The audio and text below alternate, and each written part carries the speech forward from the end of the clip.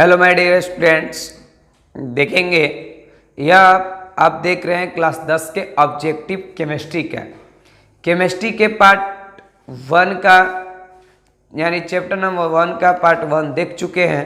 आपका प्लेलिस्ट में जाके लग चुका है। यह आपका चैप्टर 1 का वीडियो नंबर 2 है, यानी पार्ट 2 है। उस चैप्टर में देखिएगा 1 से 35 तक क्वेश्चन पढ़ा दिया गया है। यहाँ पे अब 1 से 36 तक क्वेश्चन 36 से स्टार्ट होगा। तो 36 से स्टार्ट करते हैं और देखते हैं आगे की ओर। क्वेश्चन बोलता है 36 नंबर कि जब लोहे के कील को कॉपर सल्फेट में डुबोया जाता है तो विलयन किस रंग का हो जाता है। कह रहा है कि विलयन किस रंग का हो जाता है। डियर स्टूडेंट, जब हम लोग लोहे के कील यानी फेरी को यानी लोहे को कॉपर सल्फेट के विलयन में डालते हैं तो यह हरा कलर का हो जाता है। This is a right answer B. याद रखें कि जब भी यानी किसी धातु को सल्फेट के विलयन में डाला जाता है और फेरी खास करके लोहे के कील को, तो यह हरे कलर में बदल जाता है। This is a right answer यानी बी। क्वेश्चन नंबर मेरा यहाँ पे 37 नंबर को ध्यान से देखा जाए। क्वेश्चन नंबर 37 क्या बोलता है? बोलता है कि अभिक्रिया PbO यानी लीड ऑक्साइड है और कार्बन दोनों मिल करके बनता है। यह लीड अलग होता है और ऑक्सीजन यहां से निकल के कार्बन डाइऑक्साइड के साथ चला जाता है। इसका मतलब यहां पे क्या हो रहा है? इसका मतलब हो रहा है कि ऑक्सीजन अगर निकल जाता है तो ऑक्सीजन का अगर निकलता है तो अपचयन कहते हैं, और ऑक्सीजन आके जुड़ता है तो उसको उपचयन कहते हैं। यानी उपचयित और अपचयित कहा जाता है। तो यहां पे देखिए ऑक्सीजन निकल रहा है कहां से? लीड से, तो बोलेंगे लीड ऑक्साइड अपचयित हो रहा है एवं कार्बन के साथ जाके ऑक्सीजन यहाँ पे मिल गया।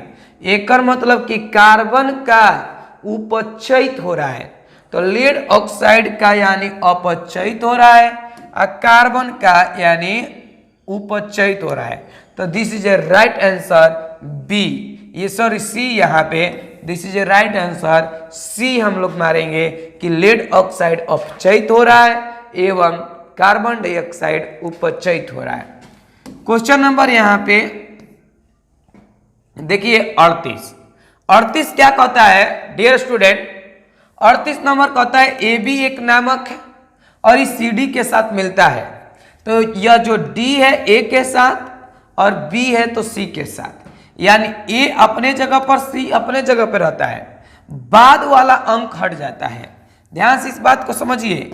यह AB है अब प्लस CD है, यह भी क्रिया करता है तो क्या बनेगा? देखिए A को A के जगह पर लिखेंगे और C को C के जगह पर, बस ये D वाला यहाँ पे आ जाएगा और यह B वाला यहाँ आ जाएगा। तो इसको हम लोग बोलते हैं उभय विस्थापन अभिक्रिया। This is a right answer, उभय विस्थापन अभिक्रिया। तो यहाँ पे C नंबर उभय विस्थापन अभिक्रिया। अगला देखते हैं हम लोग क्वेश्चन नंबर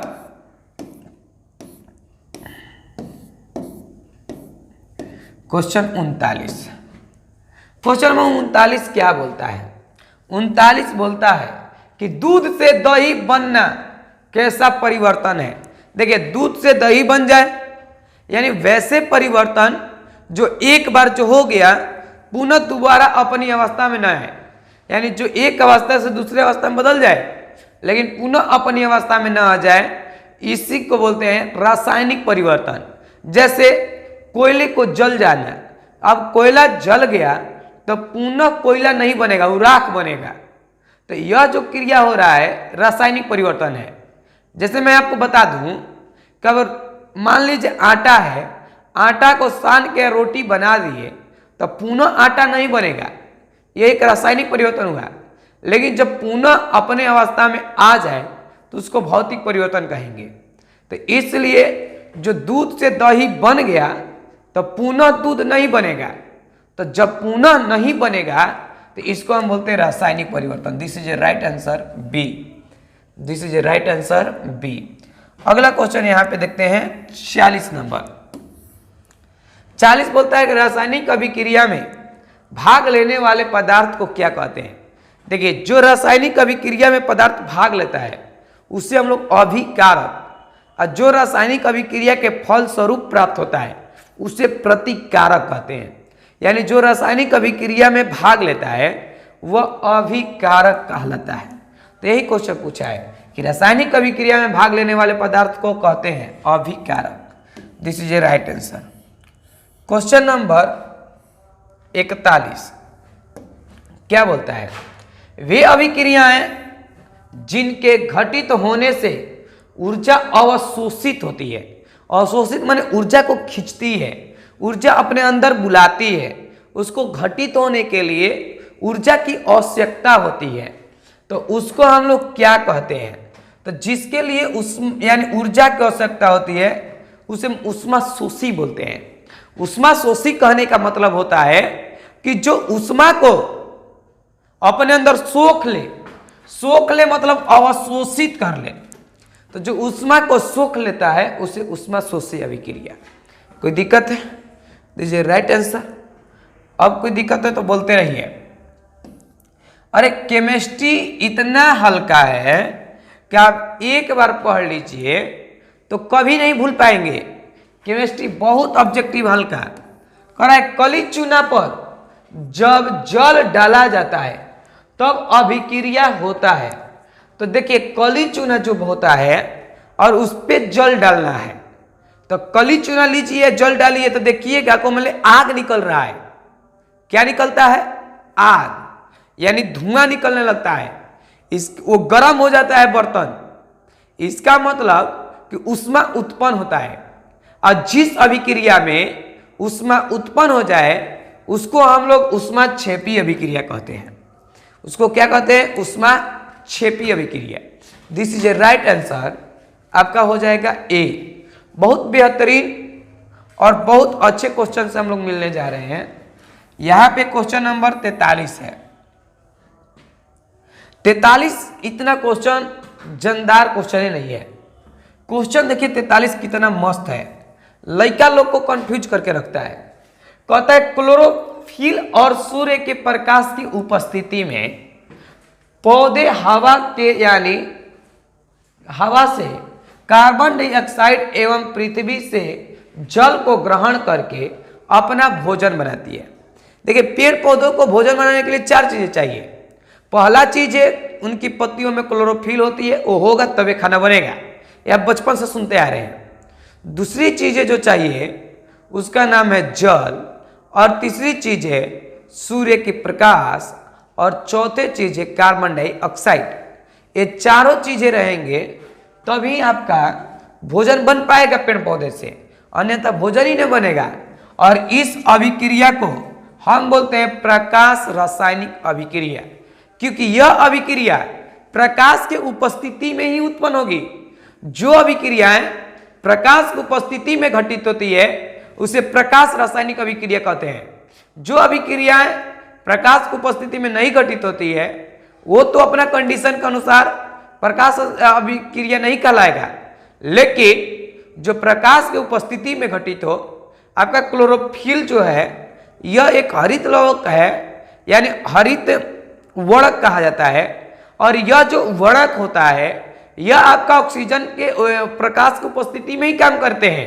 अगर प्रकाश नहीं है तो काम नहीं करेंगे, इसलिए इसको बोलते हैं प्रकाश रासायनिक अभिक्रिया। क्वेश्चन नंबर हमारा है 44। 44 क्या बोलता है? 44 नंबर क्वेश्चन बोलता है कि निम्नलिखित में कौन सा पदार्थ सूर्य प्रकाश के को प्रभावित से यानी अपघटित हो जाता है। करेक्ट, इतना सारा पदार्थ है। आपका पोटेशियम क्लोराइड है, सोडियम क्लोराइड है, हाइड्रोक्लोरिक अम्ल है, और यह आपका AgBr है। तो यह सिल्वर और ब्रोमीन है। तो कह रहे कि कौन सा इसमें से घटित होगा प्रकाश की उपस्थिति में? तो प्रकाश की उपस्थिति में जो घटित होगा, this is a right answer, AgBr। यानी सिल्वर जो होता है ब्रोमीन से अलग हो जाता है कब? जब आपका प्रकाश के उपस्थिति में रखा जाता है तब। क्वेश्चन नंबर 45 क्या बोलता है? बोलता है कि निम्नलिखित में कौन उपचायक है? देखिए, उपचायक और अपचायक माइंड में ठुक ठेठा के डाल दें। अपचायक और उपचायक के बारे में सोच समझ लें कि जब ऑक्सीजन का संयोग करता है तो उपचायक चाहे उपचयित कहा जाता है। जब संयोग करता है, अपने अंदर ऑक्सीजन को ले लेता है, लेकिन जब अपने में से ऑक्सीजन निकालता है, अपचयित या अपचायक, या उसी को हम लोग यानी रेडॉक्स अभिक्रिया दोनों को मिलते हैं। तो यह जो अपचयित होता है और उपचयित होता है, तो माइंड में यही बात होनी चाहिए कि जब ऑक्सीजन को संयोग करता है तो संयोग करता है तो उपचयित, और जब ऑक्सीजन को अपने में से निकाल देता है तो अपचयित। तो कह रहा है कि निम्नांकित में कौन उपचायक है? तो ऑक्सीजन।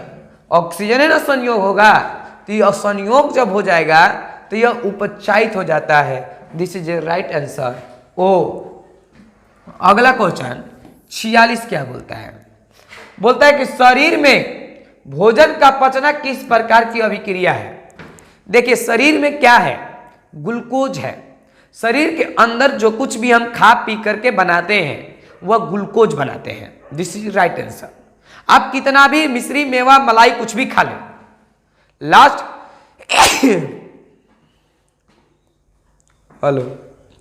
लास्ट में तो बनना है ग्लूकोज ही। तो जब ग्लूकोज बनता है तो ग्लूकोज ऑक्सीजन की उपस्थिति में टूटता है। तो ग्लूकोज जो हमारे शरीर के अंदर बन गया है उसको भोजन यानी नासिका के माध्यम से, नाक से जब हम ग्रहण करते हैं तो वह हमारा टूटता है। तो टूटता है तो ग्लूकोज का सूत्र होता है C6H12O6, और यह ग्लूकोज टूटेगा।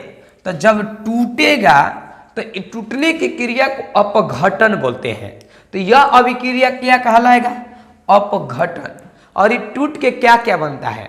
ग्लूकोज टूटता है तो कार्बन डाइऑक्साइड बनाता है, जल बनाता है और ऊर्जा बनाता है, बेकार पदार्थ बनाता है। कार्बन डाइऑक्साइड फेफड़ा के माध्यम से लौट आ जाता है, ऊर्जाओं को कोशिकाएं ग्रहण कर लेती है, और जल को मूत्राशय के माध्यम से हम लोग मूत्र देते हैं, और आपके जो बेकार पदार्थ बनता है वह आपका हम लोग लैट्रिन के माध्यम से बाहर निकाल देते हैं। तो यह अपघटन कहलाता है, अपघटित हो जाता है। आगे क्वेश्चन देखेंगे हम लोग।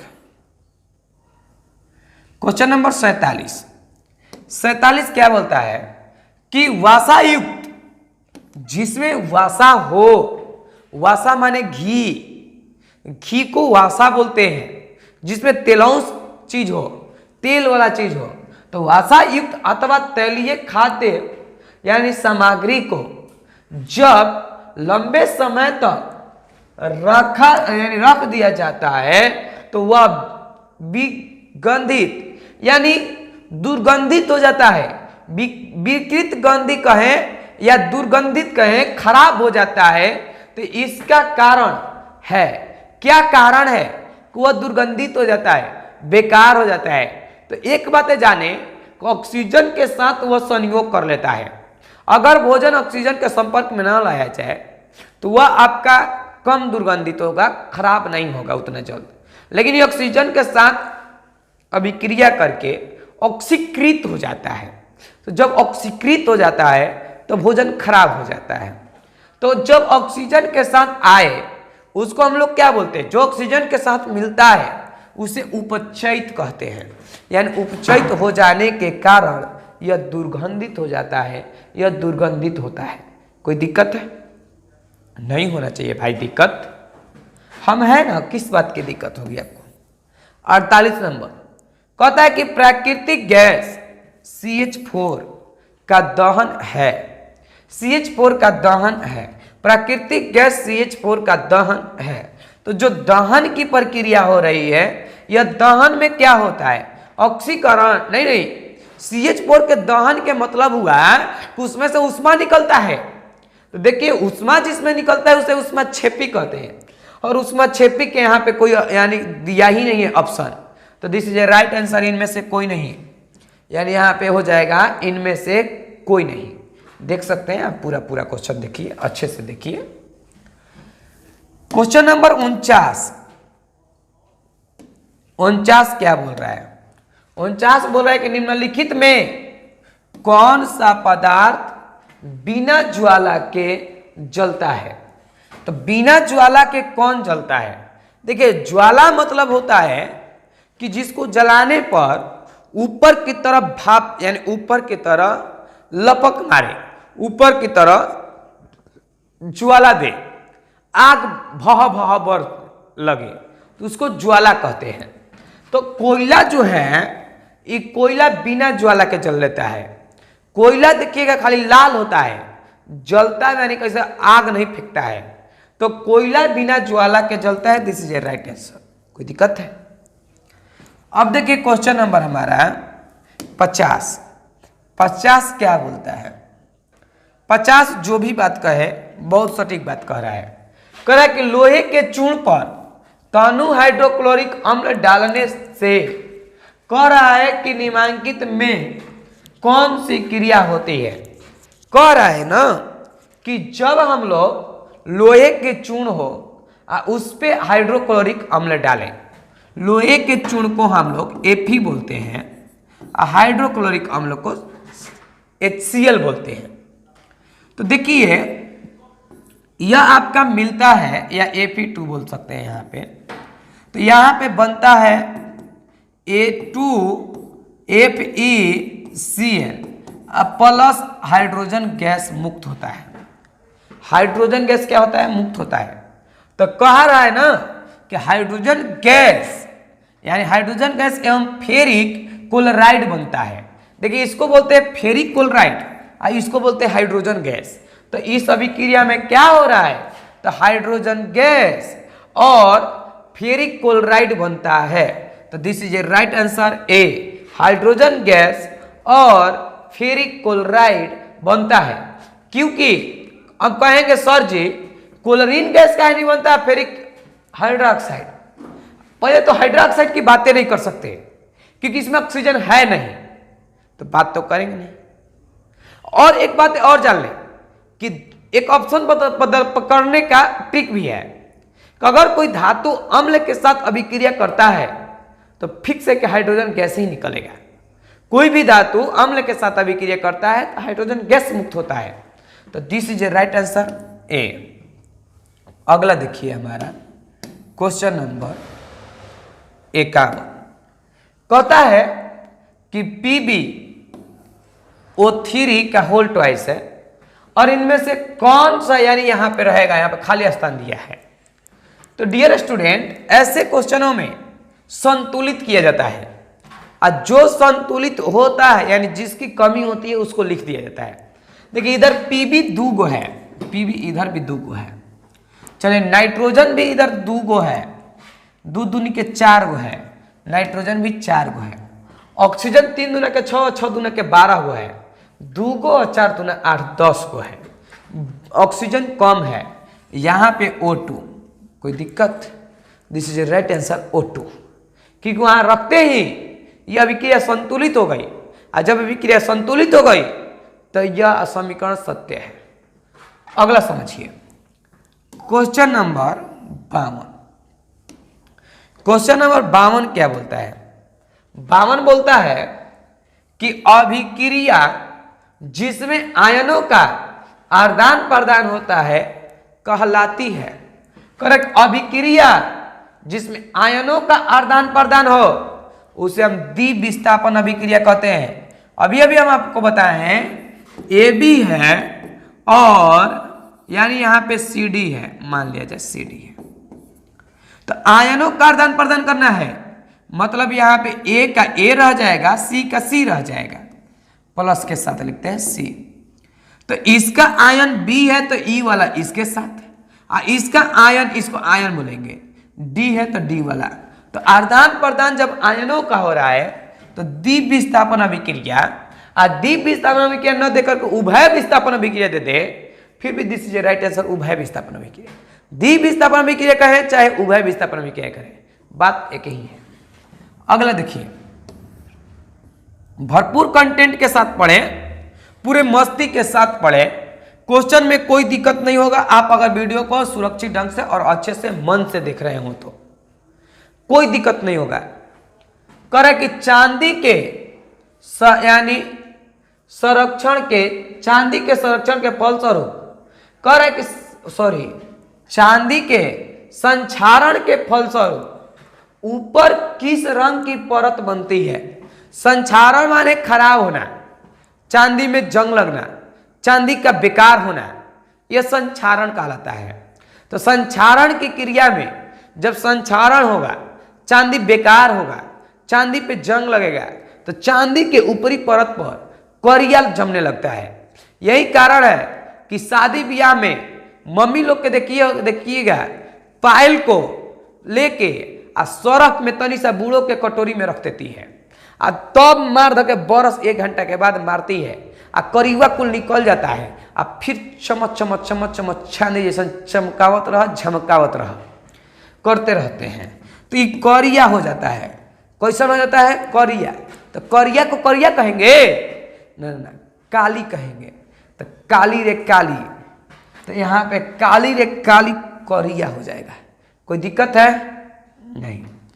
अगला देखिए क्वेश्चन नंबर, अगला बोलता है 54 कि इस प्रकार के H2 में और H2 है, ठीक है।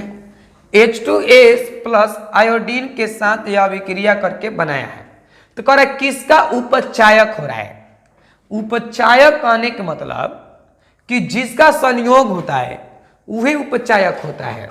देखिए हाइड्रोजन यहाँ आयोडीन अलग है, और आयोडीन देखिए यहाँ से हाइड्रोजन के साथ जाके मिल जा रहा है। तो जब हाइड्रोजन के साथ जाके मिल जा रहा है तो यहाँ पे आयोडीन का उपचायक हो रहा है, यानी मिलने की क्रिया जो मिल रही है उसी को उपचायक कह रहे हैं। अब देखिए क्वेश्चन नंबर 54 हो गया। क्वेश्चन नंबर 55 के साथ, 54 के बाद 55 के साथ आते हैं। 55 तो ही है, आजा। देखिए सिम सिम खुल जा फरेश हो जाए। अगला क्वेश्चन, अगला कहता है क्वेश्चन कि लोहे पर जंग लगने की क्रिया को क्या कहते हैं। संक्षारण, जंग लगे बेकार हो जाए, लोहे खराब हो, मूर्छा को जंग कहते हैं। कि मूर्छा लगने की क्रिया को क्या कहते हैं? तो संक्षारण कहते हैं, विज्ञान में इसको संक्षारण कहते हैं। क्वेश्चन नंबर 56 कह रहा है कि चिप्स के थैले में चिप्स को यानी उपचायक से बनाने के लिए कौन सी गैस भरी जाती है। उपचायक माने खराब होना, ऑक्सीजन से मिलने से बचाने के लिए कौन सा गैस? तो नाइट्रोजन गैस भरा जाता है। कौन गैस भरा जाता है चिप्स के थैले में? नाइट्रोजन। नाइट्रोजन गैस क्यों भरा जाता है? एक बात माइंड में डालें, नाइट्रोजन गैस इसलिए भरा जाता है क्योंकि नाइट्रोजन गैस जहां पे भी होता है वहां के वातावरण को निर्वात बनाता है, वहां के वातावरण को निर्वात बनाता है, जिसके कारण निर्वात में कोई भी अभिक्रियाएं नहीं होती है। इसलिए चिप्स के थैले में नाइट्रोजन गैस भरा जाता है। यही कारण है कि फ्रिज के अंदर जो भोजन होता है वह आपका नहीं खराब होता है, क्योंकि फ्रिज के अंदर भोजन यानी जो होता है फ्रिज के अंदर नाइट्रोजन गैस निकलता है। नाइट्रोजन का एक बोतल भरा जाता है, फ्रिज में लगाया जाता है, और उस वही गैस हवा के कारण निर्वात बनाता है उसके अंदर ढक्कन में, इसलिए फ्रिज में कोई चीज खराब नहीं होता है। अगला देखिए क्वेश्चन नंबर 57 कहता है कि समीकरण H2 और O2, H2O है, एक क्या है? तो संयोजन है, यानी संयोजन अभिक्रिया इसको कहते हैं। इस संयोग करता है, जो संयोग करता है इसको संयोजन अभिक्रिया कहते हैं। जो संयोग करता है इसको, यानी जब दो छोटे छोटे अणु मिलके एक बड़े अणु बन जाते हैं तो इसको संयोजन अभिक्रिया कहा जाता है, संयोग किया जाता है। देखिए 2 को छोटे छोटे अणु मिलकर एक बड़ा अणु बना है, इसको संयोग कहेंगे। अगला क्वेश्चन 58, FeSO4 यह 2 भागों में खंडित हो गया, नहीं बल्कि 3 भागों में। तो जब 3 भागों में खंडित हुआ तो क्या कहेंगे? देखिए एगो बड़े को अणु, यहां पे मैंने क्या बताया, 2 छोटे छोटे अणु मिलकर एगो अणु बने तो उसको हम लोग बोलते हैं संयोजन। लेकिन जब एगो बड़े को अणु टूटकर छोटे छोटे अणुओं में बढ़ जाए तो इसको अपघटन या वियोजन, अपघटन या वियोजन। तो this is a right answer A. कोई दिक्कत है? कोई दिक्कत नहीं होनी चाहिए आपको, बहुत मस्ती के साथ पढ़िए और अच्छे से पढ़िए। यहां पे ध्यान से देखिए, सुनते जाइए, याद करते जाइए। एगो अभिक्रिया दिया है, ठीक है, किस प्रकार की अभिक्रिया है? देखिए यह जो ऑक्सीजन एल्युमिनियम के साथ आ गया और यह जो एल्युमिनियम जो है वो यानी फेरिक अलग बच गया, एल्युमिनियम के साथ अभिक्रिया कर लिया, इसको हम लोग विस्थापन अभिक्रिया कहते हैं। लेकिन द्विविस्थापन क्यों नहीं कहते? क्योंकि इसका खाली आ रहा है, ये अपना आयन दे नहीं रहा है, तो दोनों नहीं लेन देन किया, इसलिए द्विविस्थापन नहीं, एकल विस्थापन। लेकिन एकल विस्थापन अभिक्रिया यानी ऑप्शन ना देके केवल विस्थापन दिया है, तो इसलिए विस्थापन होगा। This is a right answer. Question number 60 बोलता है कि अभिक्रिया 2 को मिला है, देखिए एगो बना है, इसमें क्या हो रहा है? इसके अंतर्गत हमारा एगो ऑक्सीजन है और ये ऑक्सीजन क्या कर रहा है? मिल रहा है। तो की तो संयोजन, ऑक्सीजन मिल रहा है तो उपचयन, संयोजन ऑप्शन में दिया नहीं है तो क्या बोलेंगे? अपचयन। यानी संयोग जब करता है ऑक्सीजन के साथ तो अपचयन कहलाता है। This is right answer. अगला क्वेश्चन देखिए 60 क्या बोलता है? बोलता है अभिक्रिया CaO यानी कैल्शियम ऑक्साइड और जल मिल के देखिए एगो अणु बनाया, 2 गो छोटे छोटे अणु भाग लिया और एक अणु बनाया। तो जब 2 छोटे छोटे अणु मिलके एक अणु का निर्माण करता है तो उसको हम संयोजन अभिक्रिया कहते हैं, इसको संयोजन अभिक्रिया कहेंगे।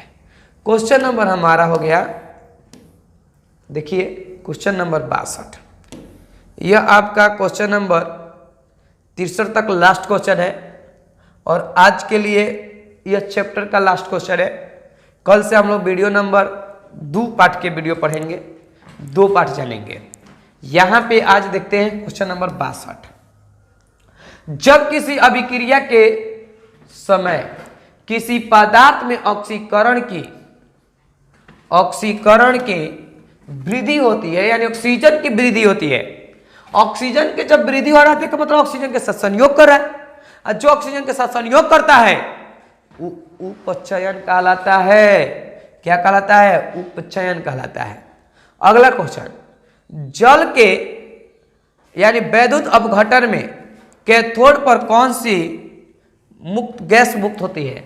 तो जल के विद्युत अपघटन में जब जल का विद्युत अपघटन करेंगे तो उस समय कैथोड पे हाइड्रोजन, चौकट आयोडन लिख रहा है, हाइड्रोजन गैस उत्पन्न होता है। यानी यहां पे यानी जो 63 क्वेश्चन है यह हाइड्रोजन होगा। This is a right answer C. तो यहां पे हम लोग क्वेश्चन नंबर 63 तक पूरे क्लियर किए। यह चैप्टर खत्म हुआ, पहला पार्ट। आप लोग केमिस्ट्री एक बार देखिए, पूरा याद होगा। यह हमारी गारंटी है, यह हमारी गारंटी है कि आपको पूरा याद होगा। आप एक बार केवल वीडियो को पूरा देखें। आज के लिए इतना ही, हम फिर मिलते हैं अगले स्वर में। जय हिंद।